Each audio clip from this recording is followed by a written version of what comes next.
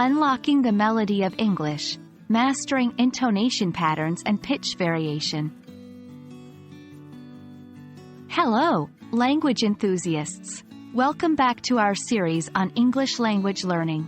Today, we're diving into an intriguing part of pronunciation, intonation patterns and pitch variation. We'll explore how the rise and fall of our voice can greatly influence the meaning of our sentences. Let's dive in. Intonation is the melody or music of a language. It's how the pitch of your voice rises and falls as you speak. In English, intonation can entirely change the meaning of a sentence.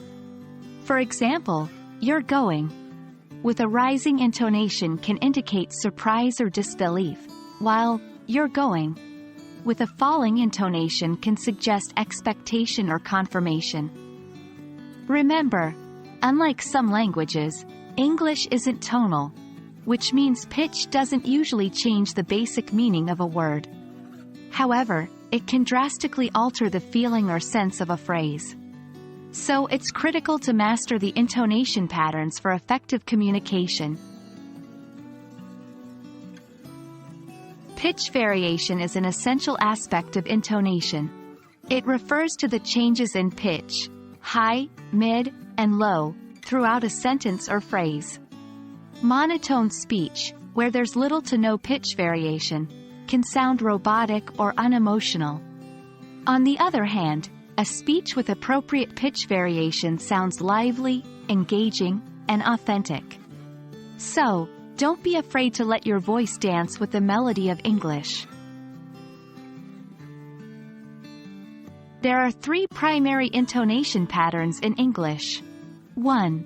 Falling intonation. This is the most common pattern, used in statements and definitive answers.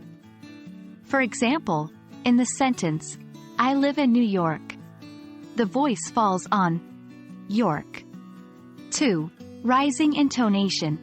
This pattern is generally used in yes-no questions, or when the speaker wants to indicate uncertainty or interest. For example, in the question, "Are you coming?" the voice rises on coming. 3. Rising falling intonation. This pattern is often used for emphasis, surprise, or when making a particularly important point. For instance, in the sentence, "That's my car," the voice rises on my and falls on car. The best way to master these intonation patterns and pitch variations is through listening and practice.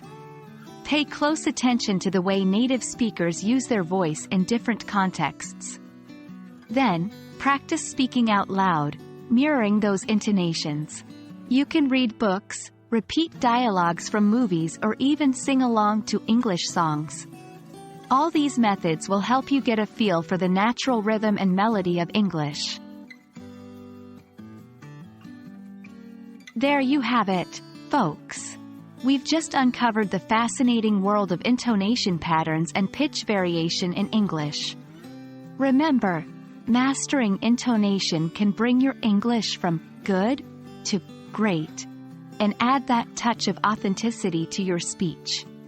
Keep practicing, and soon you'll be speaking English with the rhythm and melody of a native speaker. Thanks for joining us today, and happy learning!